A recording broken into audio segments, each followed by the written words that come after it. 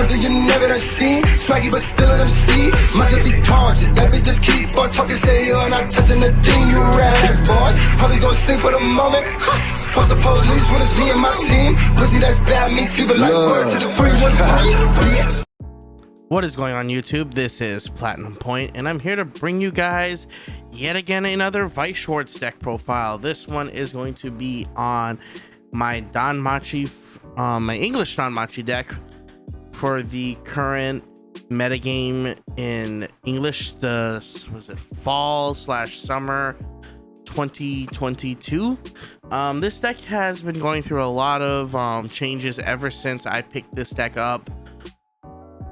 Pre Bushiroad Rumble Online. I didn't attend this year because I was busy with a lot of life stuff, and I wanted to just get my life in kind of balance since we just returned back to work, and I didn't want to have to burn myself out doing everything. So I decided to kind of just sit that one out and watch to see how it goes. And Danmachi did take one bro event, which I was kind of pleased. And then now that we're in the BCS season, I did see this deck topping here and there, so I wanted to show you guys what I've been playing at my locals with this list since we've been going back in person. The current deck that I'm kind of rocking with is between this deck and quintuplets.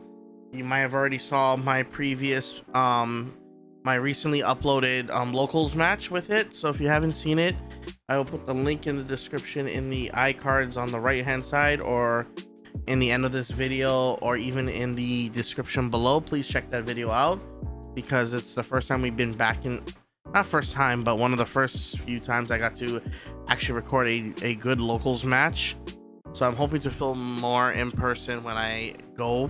So this deck is actually really good. I love this deck, how it plays, because it's basically Goblin Slayer if Goblin Slayer actually had good utility cards and a good finisher. So without further ado, let's get on to the deck profile. I am running the Hestia finisher with the belt level 1 combo. So this deck, I managed to at least foil out some of the cards. I'm still trying to foil this deck out slowly because I do like Danmachi. Danmachi is pretty much up there with Data Live and Psychonal as being my favorite anime series, so I always like to foil out the ones that I really like. So hopefully I can get this foiled out and I can show you guys in the future when it looks all blinged out. So starting off with the level zeros, we play 4 copies of qualifications of a hero bell, which is a kind of a rare kind of Ricky profile. So what this does is when it at the beginning of your opponent's attack phase, you may pay cost, which is a pay 1, clock yourself, then bounce this character. At the beginning of your opponent's attack step, you can bounce another one of your characters. So this allows you to, it's basically a preemptive JC, but it functions just like a Ricky. So it allows you to save not only this itself, the JC, but another card. So this allows you to save material for the next turn. So when you wanted to crack back, you at least have to spend a little bit less resources on your turn trying to get everything back. And it's just a really good red target to put into clock to level up. So we play 4 copies of that. Next we play 4 copies of the Case's Conclusion Ana.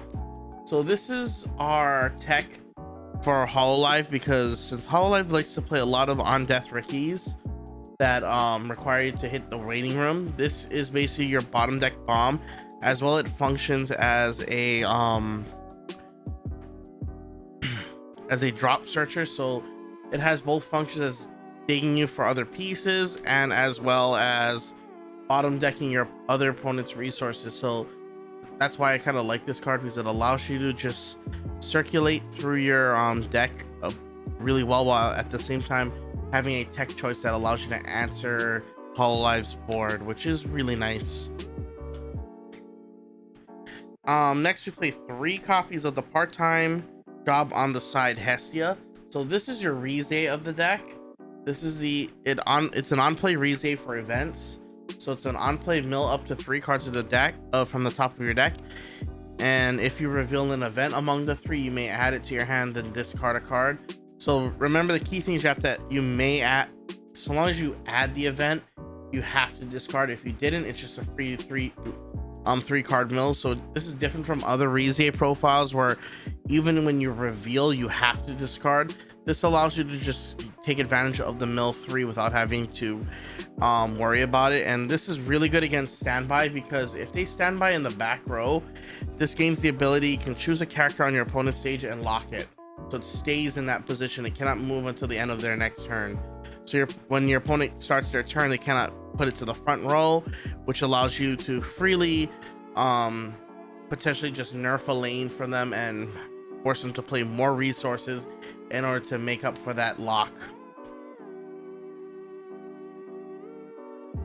Next, we play 3 copies of the Human Activity Hestia, which is basically your main brainstormer of the deck. It's a search brainstorm with the ability, when you play an event, you may draw 1, discard 1. So this allows you to basically, you mainly need this on the board for the Hestia knife, as the Hestia knife will only be able to be played from hand minus color restriction if you have either Bell or Hestia on board. So this allows you to do just a lot of ingenious plays with deck manipulation, as well as just being able to play your events.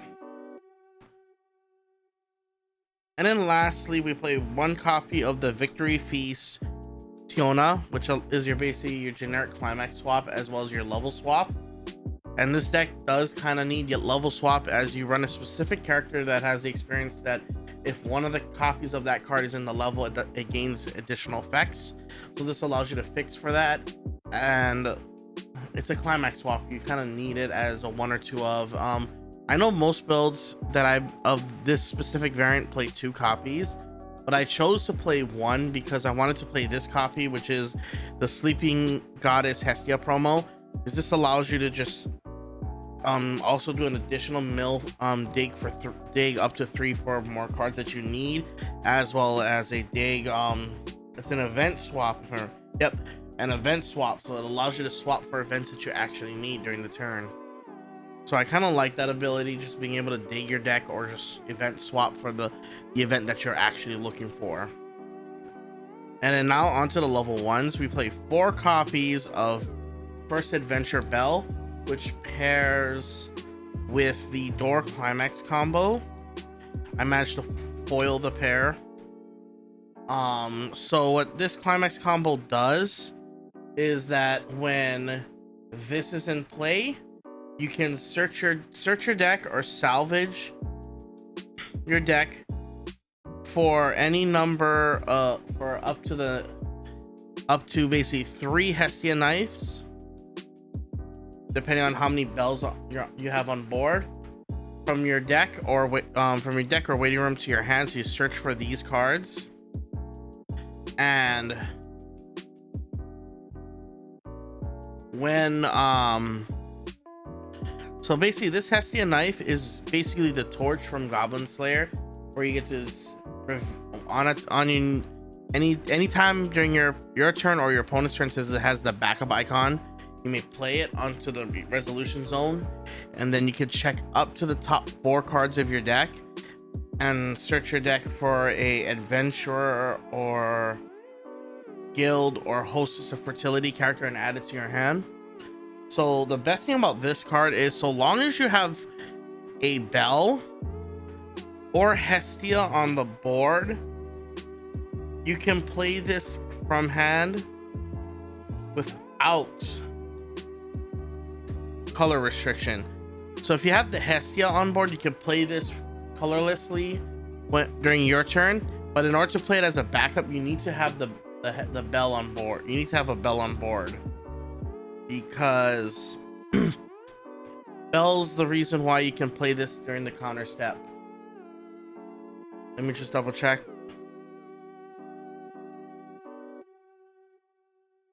Yeah, so Bell's the reason why you can only play it during the counter step. So if you full board Hestias, you cannot launch this during the defensive. You have to have at least 1 Bell on board for it to be used as a counter. But that's kind of fair, because the fact that it is Bell's weapon and thematically it makes sense.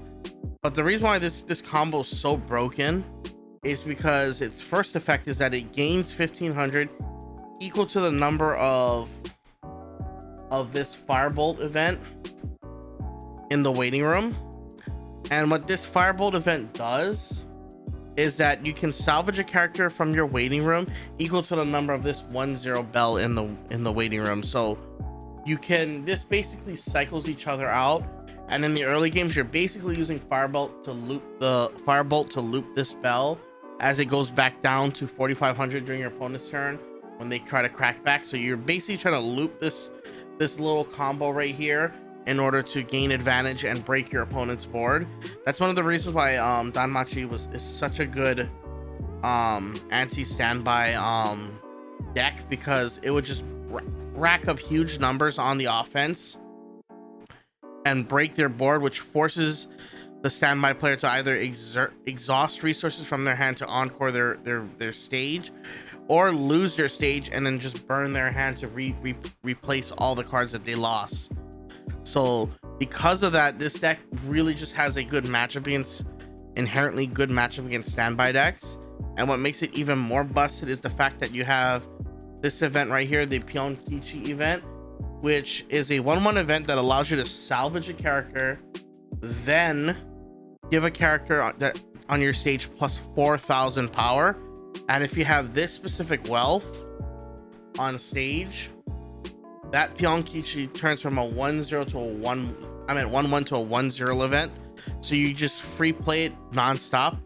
And with this wealth, you're basically able to brainstorm twice, but this one's a brainstorm +1 equal to the number of Pionkichis in the waiting room. So you're not only going through your deck really fast with the event and bell and the wealth, but you're building up resources where your boards pretty much on swing will run over anything that your opponent has, and it makes it very difficult for them to defend themselves via backups unless they're in that high, already in the, I would say the high 13,000 or 14,000 powered range, because that's the only way they can actually defend the bells, because bells can easily reach, last time I clocked, one bell can easily reach like 15,000 power, which is already sick enough where it can just run over like boards like Kanata Marine and even Mushoku pre-ban list. So like being able to just set up these big boards on a 1k 1 soul deck was one of the reasons why Danmachi was such a breath of fresh air when it came out. And then continuing on, we don't have level 2s in the deck because you're running so many events and so many resources that you don't have enough space to run any level 2s, and quite frankly there are only probably 2 level 2 cards that are good, but since you're kind of tight on space, you're unable to run them. So we're going on to the level 3s. Next I play 2 copies of Adventure Bell. So this is your secondary finisher of the deck.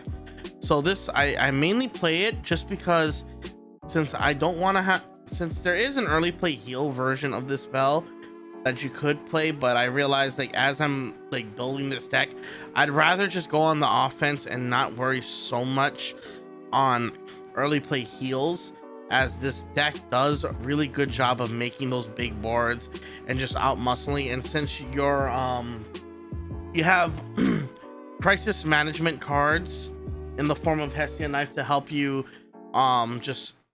help you increase the likelihood of canceling more instances of damage, you don't have to necessarily stock up on so many healers. Yeah, this deck still runs healers, and like and like the good rule of thumb is usually about 4 to 6 healers per deck. But since I wanted to kind of balance this deck out and give this deck also a secondary finisher, because there's not going to always be an opportunity to launch the climax combo, so being able to have a secondary finisher to help you close the game is actually nice. So that's why I play this over the early play bell. Then I play 3 copies of the Sword Princess Eyes. So this is the early play that I was hinting at level 0. So this early play has a unique placement in this deck. So I got this idea off of Rias Mohammed when he actually topped his event, And his logic behind it was Danmachi really needed another answer to Kanata Marin, as the bell alone isn't enough since they're going to be dual fielding and tri fielding Kanata Marin. So you need to have other ways to blow their board out. And the Eyes does that really well, because her requirement is there's just 2 or less climaxes in waiting room, and the early play that's the early play condition, so 2 or less climax in waiting room. And it has the unique experience ability that if one of these copies are in your level, it gains plus 1500, and the ability your opponent cannot target this card with effects. So this is essentially an effective early play hexproof beat stick, and when it comes into play, it gains plus 4500 until the end of your opponent's next turn, which means if you're going up against Kanata Marin, they have a hard time answering this when you play it out, because once you break their Marines, their Kanatas, they have a hard time like trying to successfully dole out and crack your board back, which is just all the more juicier because this deck does have the ability to just slam into them, and you just sit there going, do you have the backup next turn? Because if you don't, you just come back on the backswing, use your Pyeongkichis to pump this back up to 14,500, launch a climax, and then you essentially hit the same numbers again. Because passively on its own, it's already a 10-5. So when you combine it with the Pyeongkichi and a climax, it goes back to the 15,500 that you got when it comes into play, and it's hexproof. So it's a beat stick that allows you to just continuously break boards, and if your opponent doesn't have the answer to it, if they can't break the power thresholds, they pretty much lose their board two turns, once during your turn and once during their turn. So that's why I like this card, and they can't bounce it, and they can't even anti-change it. So this card is just gonna be there to be a menace on the stage. And then lastly, to wrap up our level 3s, we play 4 copies of Proof of Trust Hestia. So this is just your finisher of the deck, and it pairs with the Pants trigger. So when it comes into play, it's a stock healer, and it gains plus 1000 for any number of plus 1000 for any number of guild, adventure, familia in the back row. So at most it will be a 10-5 beat stick, and with climax it's going to be 11-5. And it has the ability, when this climax is in play, when you declare an attack, you can choose one character, and it gains plus 1 soul and the ability on cancel burn 2. So your goal is to basically essentially either tri field or dual field the Hestias and launch their climax either onto the 3rd attack, or depending on the board state, you just reorient your soul modulation. And your goal is to basically kill them either through just sticking the damage or burning them with multiple instances of burn 2. So it's essentially the Ichika combo from quintuplets, the on cancel burn 2 twice. So except you're just proccing it on, you're choosing which characters get that ability instead of all the Ichikas getting it. So this allows you to just take advantage of big lanes, as you can just soul modulate and give all the plus 1 souls onto one character. So if your opponent fields all level 3s, you can crash into 2 by just swinging for 3s, and then you can side for 2 on the other lane. So this allows you to just essentially